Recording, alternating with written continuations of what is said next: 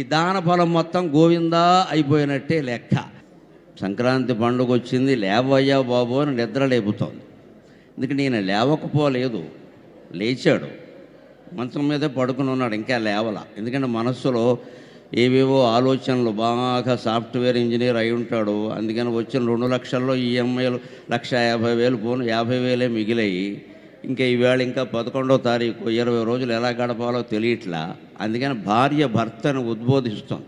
ఏమండి ఇకలెండి వాకిటికి రాని వచ్చే సంక్రాంతి, ఏమండి ఇకలెండి వాకిటికి రాని వచ్చే సంక్రాంతి, ఏమేమో ఎప్పుడు యోచనలు తెగవు మీకు, ఏమేమో ఎప్పుడు యోచనలు తెగవు మీకు, ఇలాగు కూర్చుందురండి, ఏమేమో ఎప్పుడు యోచనలు తెగవు మీకు, ఇలాగు కూర్చుందురండి, మానండి దిగుళ్ళు మీ మనసులో, మానండి దిగుళ్ళు మీ మనసులో, ఈ లోక భారము మీరే మోసేరే, ఈ లోక భారము మీరే మోసేరే, సుఖంబుగా నడుపలేరు ఈ కాస్త సంసారమున్, సుఖంబుగా నడుపలేరు ఈ కాస్త సంసారమున్, ఏమండి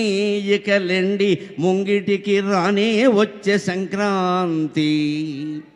పద్యం విన్నవాళ్ళు, సాహిత్యవేత్తలైన వాళ్ళు ఏమనుకుంటారంటే ఇది వ్యవహారిక భాషలో ఉందనుకుంటారు. పొరపాటు. ఇది పూర్తిగా గ్రాంథిక భాషలో ఉంది.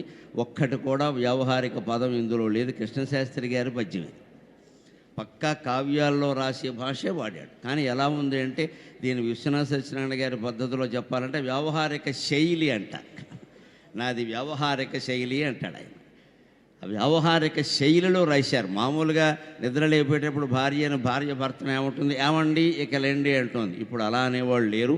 సరే వాళ్ళే అంటున్నారు తిరిగి, భర్తలే భార్యల్ని ఏమండి అంటున్నారు. ఏదైతే మనకి ఏమండి అన్న పదం వినపడుతుంది, ఎవరంటే ఏం పోయింది, పెద్ద విషయం కాదు. ఇక్కడ పాపం పూర్వకాలం కాబట్టి ఆవిడ భర్త నిద్ర లేపి ఏమంటుందంటే ఇకలేండి వాకిటికి రానే వచ్చే సంక్రాంతి, సంక్రాంతి పండుగ వచ్చేసింది, ఇంకా ఏడైనా లేవకపోతే తలంటు పోసుకోవడం ఎప్పుడు, కొత్త బట్టలు ఎప్పుడు, పండుగాచారాలు ఎప్పుడు, పండగ నాడైనా నిద్ర లేవద్దా అని చెప్పి లేపుతూ ఉంటుంది. వచ్చేసింది సంక్రాంతి వచ్చింది, మీరు నిద్ర లేవకపోతే అలాగా. ఇక్కడ నిద్ర లేవడానికి సంబంధించి కాదు, జాగరణ, జాగృతం, మేలుకొనడానికి సంబంధించింది. అందుకని పైగా ఏముంటుందంటే లేవకపోవడానికి కారణం ఏమేమో ఎప్పుడు యోచనలు తెగవు మీకు. ఇవాళ యువతరం అంతా ఆలోచించాల్సిన విషయం. ఎప్పుడు ఏదో ఆలోచిస్తూ ఉంటారు. మన ఆరోగ్యాలు ఎందుకు దెబ్బతింటున్నాయంటే శరీరానికి విశ్రాంతి ఇస్తున్నాము, మనస్సును బాగా పనిచేయిస్తున్నాం. లేదు, మనస్సుగా విశ్రాంతినిచ్చి శరీరాన్ని బాగా పనిచేయించాలి. అప్పుడు అందరి ఆరోగ్యాలు బాగుంటాయి. ఖచ్చితంగా శరీరానికి బాగా పని చెప్పాలి, మనస్సుకు పని చెప్పడం మానేయాలి. ఊరికే ఆలోచించద్దు. ఆ పని వచ్చినప్పుడు ఆలోచించి చేసేయి, అయిపోయింది.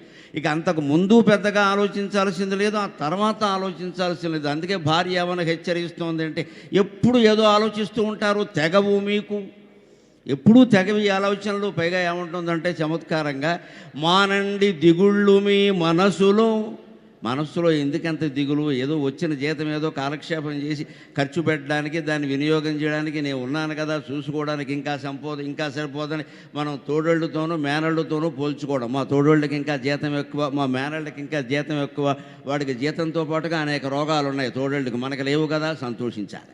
పోల్చుకునేటప్పుడు అవి కూడా పోల్చుకోవాలి. వాడుకున్న రోగాలు మనకు లేవు, వాడుకున్న జీతము మనకు లేదు, గొడవ లేదు. ఎక్కువ జీతం ఉందంటే ఎక్కువ రోగాలు కూడా ఉంటాయి ఖచ్చితంగా. ఎందుకంటే అవన్నీ దాచుకోవాలి కదా, దానికి తగిన అప్పులు కూడా ఉన్నాయి కదా. ఇంత ఆదాయాలు బాగా పెరిగిపోవడం వల్ల అనారోగ్యాలు ఎక్కువ అవుతున్నాయి. ఎందుకు వచ్చింది ఈ పోలిక వాళ్ళతోటి వీళ్ళతోటి అని ఏమంటుందంటే ఈ లోకభారంబు మీరే మోసేరే. 14 లోకాల భారాన్ని మోస్తున్నటువంటి శ్రీ మహావిష్ణువు ఏం చేస్తున్నాడు, సుఖంగా పడుకున్నాడు. సుఖంచమే శయనించమే శాంతాకారం భుజగ శయనం. నాకు ఎప్పటికీ అర్థం కాదు ఈ మాట. భుజగ శయనమైన వాడు శాంతాకారంగా ఎలా ఉంటాడండి? పాముల పక్క మీద పడుకున్నవాడు శాంతాకారంతో ఉంటాడా? 10,000 ఖర్చు పెట్టి 50,000 ఖర్చు పెట్టి పరుపులు కొని పడుకున్న మనకే నిద్ర పట్టట్లేదే. విష్ణుమూర్తి పావుల పక్క మీద పడుకుని శాంతాకారంతో ఎలా ఉంటాడండి? జీవితం అంటే పాముల పక్కన అయినా నువ్వు శాంతంగా ఉండడం అలవాటు చేసుకోమని మన దేవుడు మనకి చెబుతున్నాడు. అందుకని లోకభారాన్ని 14 లోకాల భారాన్ని మోస్తున్న శ్రీ మహావిష్ణువు ఎప్పుడు చూసినా అనంతసేనం అయ్యంగారులాగా సుఖంగా పడుకుని ఉంటాడు. మీరేమిటి పెద్ద ఏదో ఉద్ధరించేస్తున్నట్టు సుఖంబుగా నడపలేరు ఈ కాస్త సంసారమును. ఏముంది ఇవాళ? నిజానికి పూర్వం అంటే 10 మంది పిల్లలు ఉండేవారు. ఇప్పుడు ఎవరున్నారు ఇక్కడ? ఎవరికి 2 పిల్లలు మించి లేరు. పెద్దాళ్ళని మనం వృద్ధాశ్రమంలో బారేసాం. ఈ పిల్లల్ని కూడా 3 ఏళ్ళు దాటగానే హాస్టల్లో బారేస్తాం. ఉన్నది 2 దంపతులు, లింగులు ఇటుకోమంటూ వీళ్ళు కొట్టుకోవలసిన పనే ఉంది అసలు. అందుకని ఇందులో అంత భారం ఎందుకు? అంత బాధపడిపోవాలి ఏముంది కనుక ఇందులో? అందుకని సుఖంబుగా నడపలేరు ఈ కాస్త సంసారం అన్నట్టుంది. ఇది అర్థం చేసుకుంటే ఈ పండుగ 3 రోజులు ముక్కనుముతో గడిపి 4 రోజులు. అందుకే దీన్ని పెద్ద పండుగ అంటారు. ఇది ఒక రకంగా పెద్దలకి తర్పణాలు ఇచ్చే పండుగ. ఇందులో సంక్రాంతి నాడు అన్ని వర్ణాల వారు కూడా పెద్దలకి తర్పణాలు ఇస్తారు. అందుకని పెద్దల పండుగ అనే దాన్ని పెద్ద పండుగ అంటారు. అది కాకుండా 4 రోజులు వచ్చేటువంటి పండుగ మరి ఏ రోజు కూడా ఓ రోజు 2 రోజులో ఉంటుంది. కానీ ఇంత పెద్ద పండుగ 4 ముఖ్యమైన పండుగలే. దేవీ నవరాత్రులు అంటే విజయదశమి ముఖ్యం, వినాయక నవరాత్రులు అంటే వినాయక చవితే ముఖ్యం, మిగిలినవి కొంచెం పక్కకు ఉంటాయి. ఈ పండుగలు అలా కాదు. భోగి, సంక్రాంతి, కనుమ, మొక్కనుమ అన్నీ ముఖ్యమే. 4 రోజులు ముఖ్యమైనటువంటి పండుగ కాబట్టి దీన్ని పెద్ద పండుగ అంటారు. ఆ పెద్ద పండుగ వచ్చింది కదా, ఇప్పుడైనా లేవకపోతే ఎలాగా అని లేపుతోంది.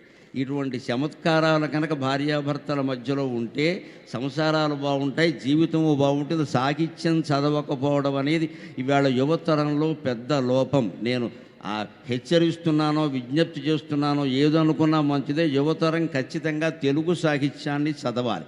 అప్పుడు ఖచ్చితంగా సంసారాలన్నీ బాగుంటాయి, జీవితాలన్నీ బాగుంటాయి. ఇంకో మాట, భార్యాభర్తలు ఇద్దరికీ చిన్న తగాదా వచ్చింది. ఈయన ఏదో అన్నాడు తిన్నగా ఉండక. అప్పట్లో మగాడైనవాడు, ఇప్పుడు ఆడాళ్ళు అంటున్నారు. అంతే తేడా. మొత్తం మీద అండం అనేది మామూలు, ఏమి తేడా లేదు ఇక్కడ. పెత్తనాలు కొంచెం అటు ఇటు అయ్యే కానీ వ్యవహారం ఒకటే. లొకలొకలు అప్పుడు ఉన్నాయి, ఇప్పుడు ఉన్నాయి. భార్యను ఏదో అన్నాడు, ఆవిడ కోపం వచ్చింది, ఆవిడ వంటింటికి వెళ్ళిపోయింది. ఈయన పిలవలేదు. ఈయన ఎవరిని పిలిచాడు? కూతుర్ని పిలిచాట. కూతురికి ఎంత పెద్ద పేరు పెట్టినా మనం ఏం చేస్తాం? చిట్టి, పొట్టి అనేదో పిలుస్తాం కదా. మన నిక్ నేమ్స్ మనకుంటాయి, నామాంతరాలు మనకుంటాయి. అందుకని కూతుర్ని చిట్టి చిట్టి చిట్టి అని పిలవడం అలవాటు. ఆ పిలిచాట. కూతుర్ని పిలిచారు. ఇప్పుడు మనం మామూలుగా పిలవం కదా. ఆవిడ పేరు మంగమ్మ అనుకోండి, మంగతల్లి అంటాం. ఆవిడ పేరు రాజమ్మ అనుకోండి, రాజతల్లి అంటాం. అలా ఏదో రంగమ్మ అంటే రంగతల్లి అంటే తల్లి చేరుస్తాం. ఎందుకంటే ప్రతి మగవాడికి ఒక మధుర భావన ఏమిటంటే తన తల్లి తనకి కూతురుగా పుట్టిందని ఒక భావన. అది మన సంస్కృతిలో విశేషం. లేకపోతే తండ్రి కూతుర్ని అమ్మ అనడం ఏమిటండి? తండ్రి కూతుర్ని అమ్మ అనాలంటాడు. తండ్రి వయస్సు ఎంత, ఈ కూతురు వయస్సు ఎంత? ఈయనకి 30 ఏళ్ళు ఉన్నాయి, అమ్మాయికి 3 ఏళ్ళు కూడా లేవు. ఆ అమ్మాయిని పట్టుకుని అమ్మ అంటాడు, పేరు కూడా పెట్టాడు. కొడుకుని నాన్న అంటాడు విచిత్రంగా. అంటే తండ్రే తనకి కొడుకుగా పుట్టాడని, తల్లే తన కూతురుగా పుట్టిందని ఒక ప్రబలమైన విశ్వాసం హైందవ జాతిలో ఉంది. దాన్ని మనం కాపాడుకుని తీరాలి. అది తెలుగు వాళ్ళు పిలుపుల్లో కూడా పెట్టారు. అందుకని చిట్టిని పిలవడానికి ఈయన అన్నట్ట జంజాల పాపయ్య శాస్త్రి గారు మంచి పద్యం రాశాడు దీని మీద. చిట్టి తల్లి ఎన్నుచు శ్రీవారు పిలువంగా. ఓ పక్క భార్యాభర్తల తగాదా నడుస్తోంది. దీని నేపథ్యం అది గుర్తుపెట్టుకోవాలి. ఆ తగాదా అలా ఉండగా ఈయన అమ్మాయిని పిలిచాడు. ఎలా పిలిచాడంటే, చిట్టి తల్లి ఎన్నుచు శ్రీవారు పిలువంగా, చిట్టి తల్లియు వచ్చే, చిట్టి తల్లియు వచ్చే, చిట్టి తల్లి ఎన్నుచు శ్రీవారు పిలువంగా, చిట్టి తల్లియు వచ్చే, చిట్టి తల్లియు వచ్చే, తత్పురుష కర్మధారయంగని నవ్వే, తత్పురుష కర్మధారయంగని నవ్వే, నవ్వులో స్వర్ణ సంక్రాంతి ఫక్కుమని నవ్వే. మన పండుగలు ఎందుకు వచ్చాయంటే మన మధ్య దెబ్బలాట్లు పోగొట్టడానికి. పండుగ ముందు రోజు వరకు భార్యాభర్త, తల్లి తండ్రి పిల్లలు దెబ్బలాడుకుంటున్నా సరే పండుగ కారణంగా కలిసిపోతారు. ఇవాళ పండగరా, వేరే మాటలు ఉండకూడదు, ఇవాళ పండగరా, అశుభం మాట్లాడకూడదు, ఇవాళ పండగరా, అందరూ కలిసి భోజనం చేయాలి. ఈ పండుగలు తగాదాలను ఎలా దూరం చేస్తాయి అనడానికి ఇది ఉదాహరణ. కరుణశ్రీ గారి పద్యం ఇది. ఈయన అంటాడు, చిట్టి తల్లి ఎన్నుచు శ్రీవారు పిలువంగా.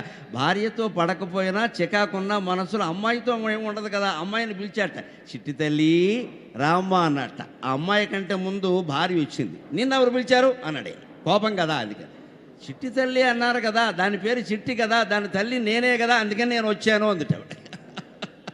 కోపాన్ని ఉపసంహరించుకుని ఆవిడ రావడం వల్ల భర్తకి వెంటనే నిన్ను పిలిచారు అక్కడ పెద్ద అమ్మాయిని నేను పిలుచుకుని, అంటే నేను లేకుండా మీకు అమ్మాయి ఎక్కడి నుంచి పుట్టింది, ఈ చెలోక్తితో ఆ సరదా ఆ కలహం మాయమైంది. మొత్తం మీద కలహాన్ని మాయం చేసింది ఏమిటండి, తెలుగులో సమాసాలు. అందుకే చెప్పాడు ఆయన, చిట్టి తల్లి అనుచు శ్రీవారు పిలువంగా చిట్టి తల్లియు వచ్చే చిట్టి తల్లియు వచ్చే అన్నాడు ఆయన. చిట్టి తల్లి అంటే ఒక అర్థం, చిట్టి తల్లి అంటే వేరే అర్థం. ఈ చిట్టి అనే అమ్మాయికి తల్లి, అది తత్పురుష సమాసం. చిట్టి యొక్క తల్లి అని షష్ఠీ తత్పురుష సమాసం. చిట్టి తల్లి అని పిలవడంలో చిట్టి విశేషణం, అందుకని విశేషణ పూర్వపద కర్మధారయ సమాసం. అందుకని తత్పురుష కర్మధారయంగాని నవ్వే.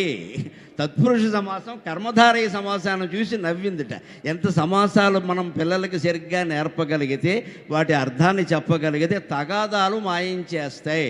ఏమో నేను ఇలా పిలిచాను, నేను పిలిచింది తత్పురుష సమాసం కాదు కర్మధారయ సమాసం అని భర్త అంటే, ఆవిడంతా నేను తత్పురుషం అనుకున్నాను. ఎందుకంటే ఇద్దరు తెలుగు పండితులే, విశేషం అది. ఇద్దరు తెలుగు పండితులుగా పనిచేస్తున్నారు. ఆవిడ దాన్ని తత్పురుషంగా తీసుకుని ఆవిడ వచ్చింది చిట్టి యొక్క తల్లి అనే అర్థంలో. ఈయన కర్మధారయంలో ప్రయోగించాడు చిట్టిదైన తల్లి అనే అర్థంలో. మొత్తం మీద చిట్టి తల్లి అని ఒక్క మాట సంక్రాంతి పండుగని ఆనందంగా గడిపేలా చేసిందండి. తెలుగు భాష గొప్పతనం అది, తెలుగు భాష గొప్పతనం అది. ఇప్పుడు ఇక్కడ కార్యక్రమం జరుగుతుంటే అందరికీ కార్యకర్తలు చిన్న కరపత్రాలు లాంటివి, ఒక చిన్న పుస్తకాలు లాంటివి పంచిపెట్టారు. చూడండి, గౌరవనీయులు నాకు సన్నిహితులు కేంద్ర మంత్రి మాజీ ఉపరాష్ట్రపతి వెంకయ్య నాయుడు గారు 16 అణాల తెలుగును కాపాడడానికి 16 సూత్రాలు చెప్పారు. అది మనం దృష్టిలో పెట్టుకుని పెళ్ళైన వెంటనే మీ పిల్లలందరికీ 16 రోజుల పండగ కింద ఈ 16 సూత్రాలు బాగా అభ్యాసం చేయించండి. ఇవి కాపాడాలి, ఇవి కాపాడాలి, ఇవి కాపాడాలి, ఇవి పాటించాలి. ఊరికే చదువుకుని రోజు 16 పారాయణ చేయడం, మళ్ళీ 16 మంది కూర్చొని పారాయణ చేయడం, 16 రోజులు ఈ వెర్రి వదిలిపెట్టండి. పారాయణ చేయడం కోసం కాదు ఆయన రాసింది. 16 రోజులు పారాయణ చేయడం, 1600 మంది చేశాం, ఇవన్నీ వద్దు ఇక్కడ. ఇవన్నీ అంకెల కార్యక్రమాలు అయిపోతాయి. అలా కాకుండా ప్రతి ఒక్కటే ఆయన చెప్పిన దాన్ని మనం పాటించగలిగితే భాష ఇంత మేలు చేస్తుంది. ఏవండి ఇక లెండి అన్న పద్యం భర్తను నిద్రలేపింది. చిట్టి తల్లి అన్న ఒక చిన్న ప్రయోగం భార్యాభర్తలిద్దరిని ఏకం చేసింది, తగాదాలు మర్చిపోయి. ఇంకొక మాట, ప్రాచీన చాటువు, ఎవరు రాశారో తెలియదు, ఎవరు చెప్పారో తెలియదు. ఇంకా అద్భుతమైన పద్యం అంటే అది. ఒక గంగిరెద్దును తోలుకుని ఒక ఆయన పెడుతున్నాడు, సంక్రాంతి కదా, గంగిరెద్దును తోలుకుని పెడుతున్నాడు. ఎదురుగా శివాలయంలో అర్చకుడు వచ్చాడు. ఆయన అర్చకుడు కదా, ఆయన కొంత ఆభిజాత్యం ఆయనకు ఉంటుంది. నేను బ్రాహ్మణుణ్ణి, నేను శివాలయంలో ఉంటాను అని చెప్పేసి. ఈ ఎద్దు వెళ్ళింది. ఎద్దుకు తెలియదు కదా ఈయన శివార్చకుడని. ఎద్దుకు అందరూ ఒకటే కదా. అది కొంచెం కొమ్ము దూసింది, దాని సహజ లక్షణం అది. గంగిరెద్దు కొంచెం కొమ్ము కూసి సాధారణంగా దుయ్యదు, డూడు బసవన్న దాని పేరు. యజమాని ఏం చెబితే అదే చేస్తుంది. కానీ ఎందుకో ఇలా అంది. దానికి కొంచెం ఈయన కంగారు పడి పక్కకి జరిగాడు. వెంటనే ఆక్షేపించాడే, ఎద్దును సరిగ్గా చూసుకోవద్దా, గంగిరెద్దు ఇలా ఉంది, చూసి కొమ్ము దూస్తుంది, అది వెంటనే ఏమిటి సరిగ్గా చూసుకోవద్దా అని కొంచెం కోప్పడ్డాడు. కోప్పడితే ఈయన అన్నాడు, నువ్వు శివార్చకుడు అయితే దానికేం తెలుసునాయా అన్నాడే. నేను శివార్చకుడిని, నిత్యం శివార్చన చేస్తున్నా అంటే, మీరు అర్చించే శివుడు కంటే మా గంగిరెద్దే గొప్పదే అన్నాడు వాడు. ఎందుకన్నాడో తెలియదు, కానీ మీ అర్చించే శివుడు కంటే మా గంగిరెద్దే గొప్పది. నీ మీద ప్రేమ చూపించడం కోసం ఇలా అందయ్యా, నువ్వేదో కంగారు పడ్డావు అనవసరంగా అంటే, మా శివుడు కంటే గంగిరెద్దు గొప్పదా అన్నాడు. గొప్పదే, చూసుకో. ఆతడంబ కుమగండు ఈతడమ్మ కుమగుండు ఎలమీన అతని కంటే ఇతను ఘనుడు. దేశంలో పుట్టిన ఒక సామాన్య వ్యక్తికి కూడా ఆత్మాభిమానం వస్తే ఎటువంటి భావాలు ఉప్పొంగుతాయో చూడండి. తెలుగు జాతి గొప్పతనం అది. పాండిత్యం కానీ, జ్ఞానం కానీ కులాన్ని బట్టి ఉండవు, గుణాన్ని బట్టి ఉంటాయి, సంస్కారాన్ని బట్టి ఉంటాయి. మనం గమనించాలి. ఒక గంగిరెద్దు నడుపుకునేటువంటి మనిషి సమాధానం ఇస్తున్నాడు అర్చకుడికి. ఎలాగా అంటే, మీ శివుడి కంటే మా గంగిరెద్దే ఎక్కువ, కావాలంటే నేను ఉదాహరణ చెబుతున్నాను చూసుకో. ఆతడంబ కుమగండు ఈతడమ్మ కుమగుండు ఎలమిన అతని కంటే ఇతడు ఘనుడు. ఆతడమ్మున వ్రేయు ఇతడు కొమ్మున దూయు ఎలమిన అతని కంటే ఇతడు ఘనుడు. అతడు శూలముద్రిప్పు ఇతడు వాలముద్రిప్పు ఎలమిన అతని కంటే ఇతడు ఘనుడు. అతడు దిగంబరుండు ఇతడు పీతాంబరుండు. అతడు దిగంబరుండు ఇతడు పీతాంబరుండు ఎలమిన అతని కంటే నితడు ఘనుడు శూలియతడు రైతుల కూలియతడు శూలియతడు రైతుల కూలియతడు దేవుడతడు కుడితంత దేవునితడు దేవుడతడు కుడితంత దేవునితడు ఈశ్వరుడు లేకయున్నను ఎద్దు నడచు ఈశ్వరుడు లేకయున్నను ఎద్దు నడచు ఎద్దు లేకున్న నడువలేడు ఈశ్వరుండు.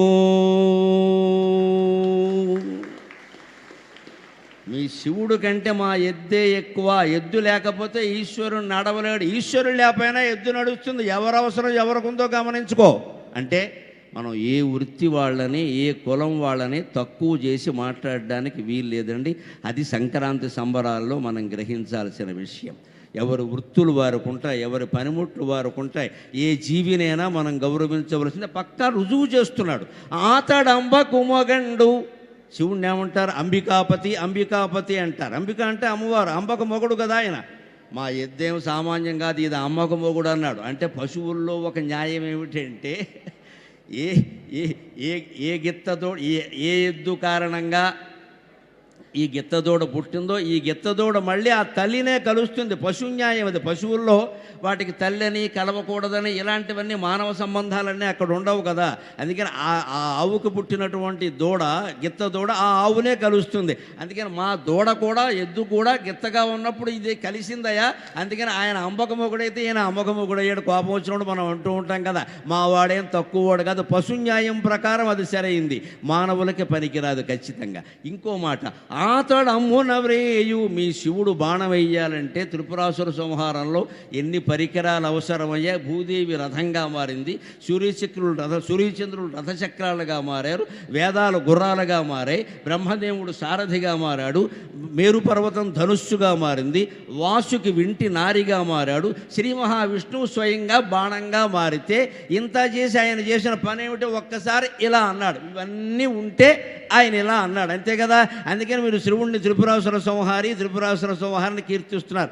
ఇవేమీ లేకుండా ఒక్కసారి ఏ అమ్ము లేకుండా, ఏ బాణాలు లేకుండా, ఏ రథాలు లేకుండా, ఏ చక్రాలు లేకుండా మా గంగిరెద్దు ఒకసారి కొమ్ము చూసేసరికి నువ్వు పరిగెట్టావా లేదా. అందుకని ఎవడు వీరుడు నువ్వే గ్రహించవయ్యా. శివుడు కంటే మావాడే వీరుడు.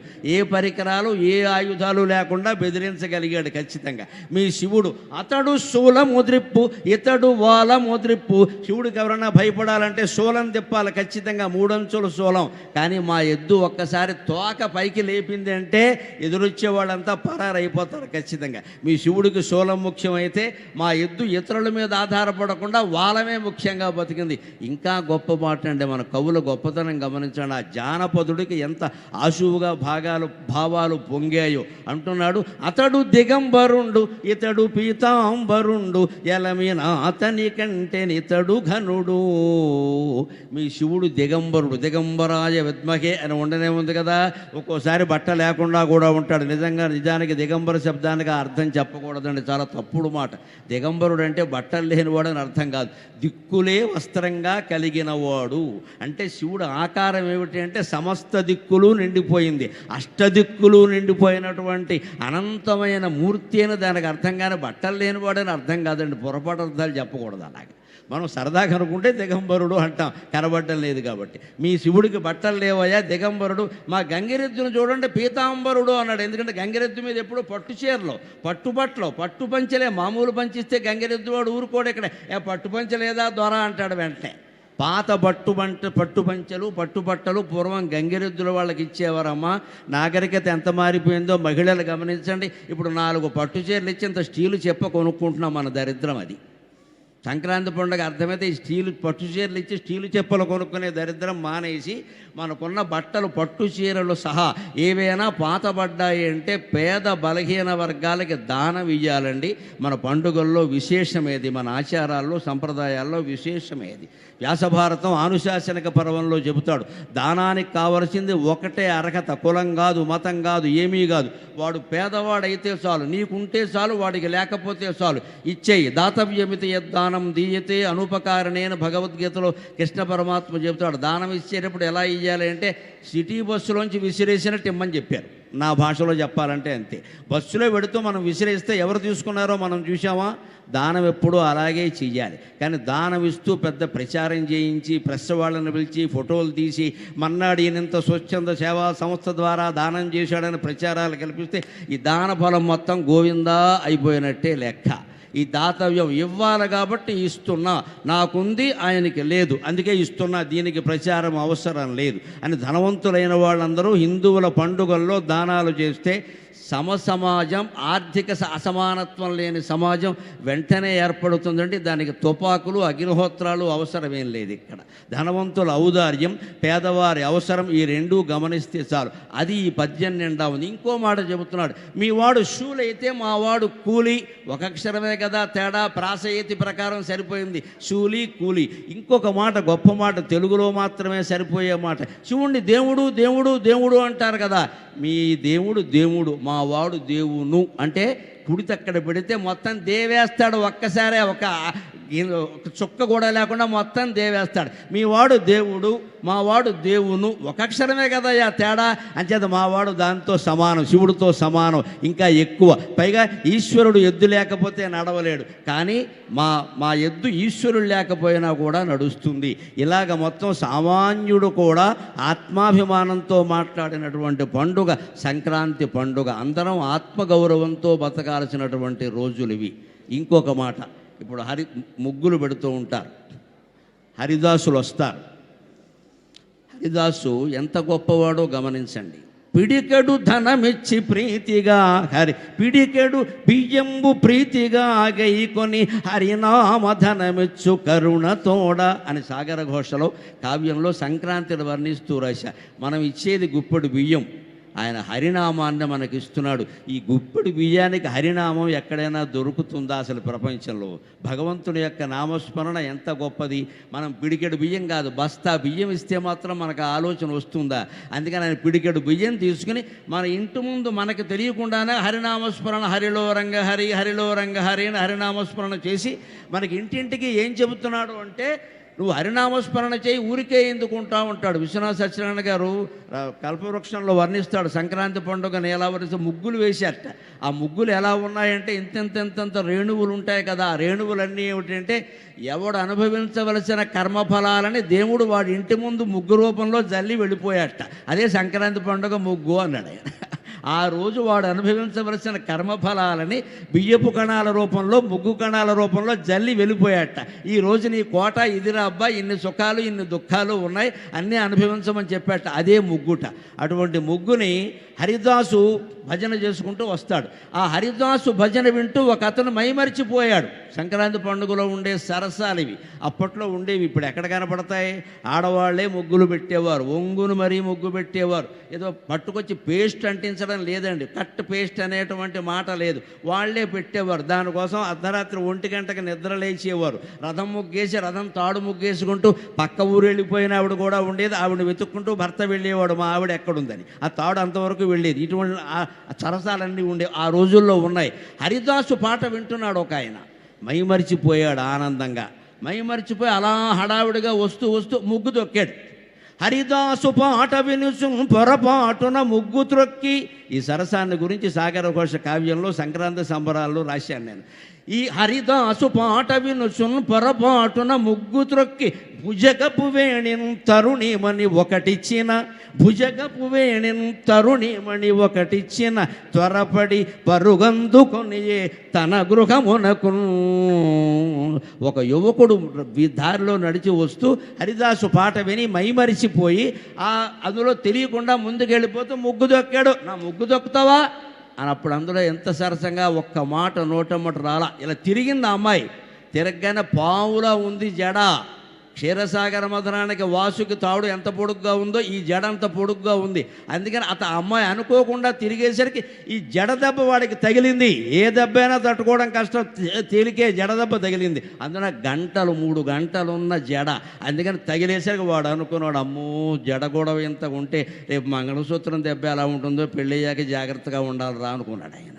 అందుకని అలా ఒక్కసారి కొట్టేసరికి ఆ జడదెబ్బ తగిలి ఇంటికి వెళ్ళిపోయేట పారిపోయేట వెంటనే ఇది సంక్రాంతి వేళ ఉండేటువంటి సరసాలు ఖచ్చితంగా. ఇప్పుడు జడదెబ్బ తగిలే అవకాశం లేదు, నన్ను మన్నింతులు కాక జడలే లేవయ్యే, దెబ్బలు ఎక్కడ తగులుతాయి?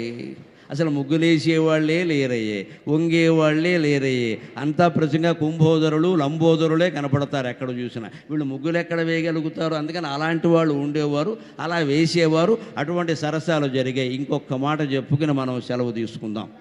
సరసాలు సరదాలతో పాటుగా సంక్రాంతి మనకు ఒక గంభీరమైన సందేశాన్ని ఇస్తుంది. ఈ కాలంలో రేగిపళ్ళు ఎక్కువ తింటాం, గమనించండి. రేగిపళ్ళు ఇప్పుడే వస్తాయి, ఈ మార్గశిర మాసం పుష్యమాసం, మళ్ళీ మాఘమాసం వస్తే కనపడవు. రేగిపండు అర్థమైతే కొందరు మనుషుల తత్వం అర్థమవుతుంది.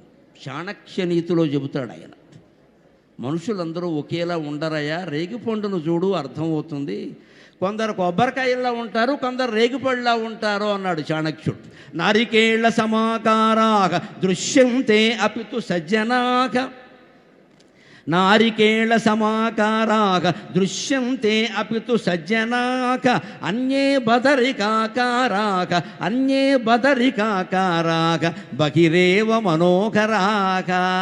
మనం మనుషుల్ని పై వాలకాన్ని బట్టి నమ్మకూడదండి, కాస్త లోపలి తత్వం గమనించగలగాలి. ఇవాళ సైబర్ నేరాలు జరుగుతున్న రోజుల్లో, అనేక రకాల మాయమాటల్లో మనం పడిపోతున్న రోజుల్లో చాణక్య నీతి రేగుపండు రూపంలో ఎంత మేలు చేస్తుందో గమనించండి. నారికేళ సమాకారాక దృశ్యంతే అపితు సజ్జనాక. మంచి మనుషులు ఎలా ఉంటారంటే కొబ్బరికాయలా ఉంటారు. అంటే కాస్త పండితుడైన వాడు, జ్ఞాని అయిన వాడు, మంచి తెలిసినవాడు, 10 మందికి మంచి చెప్పేవాడు కొంచెం కష్టంగానే మాట్లాడతాడు. నిన్ను పొగడాల్సిన అవసరం వాడికి లేదు, ఎందుకంటే వాడు జ్ఞాని. ప్రపంచం అంతా ఒక్కటే. ఒకరిని కీర్తించాల్సిన అవసరం పండితులైన వారికి, జ్ఞానులైన వారికి ఉండదు. ఎవడైనా పనిగట్టుకుని కీర్తిస్తున్నాడంటే వాడు పండితుడు కాదనే అర్థం. నిజంగా జ్ఞానం ఉన్నవాడు కూడా అలా ఎవరిని కాకాపట్టాల్సిన అవసరం వీడికి లేదు. పండితుడికి నిజమైన జ్ఞానం ఉంటే ఎవడికి భయపడే పని కూడా ఏం లేదు, నిక్కచ్చిగానే ఏం చెబుతాడు. అందుకని పండితులు ఎలా ఉంటారంటే కొబ్బరికాయలా ఉంటారయ్యా, పైకి కఠినంగా ఉంటారు, లోపల చల్లటి నీళ్లు ఉంటాయ్యా, వాళ్ళ హృదయం అటువంటిది, గమనించుకో. కాస్త కష్టంగా మాట్లాడారు కదా, నిన్నేదో అన్నారు కదా అని కోపాలు పెంచుకోక, నారికేళం లాంటి వాళ్ళు దేవుడి దగ్గర ఉపయోగిస్తున్నాం కదా కొబ్బరికాయని, అందుకని అంతస్తత్వం మృదువుగా ఉంటుంది, పైకి పెంకు గట్టిగా ఉంటుంది. దుర్మార్గులు ఎలా ఉంటారంటే రేగుపండులా ఉంటారట, పైకి మెత్తగా ఉంటారు, లోపల గట్టిగా గింజ ఉంటుంది. ఇక్కడ రేగుపండులో గుజ్జు తక్కువ, గింజ ఎక్కువ, తినేది తక్కువ, ఉమ్మేసేది ఎక్కువ. సరే, పైగా అందులో సరిగ్గా చూసుకోకపోతే కీటకాలు కూడా ఉంటాయి. కొబ్బరికాయ ఇంకేం పురుగులు ఉండవు ఇక్కడ.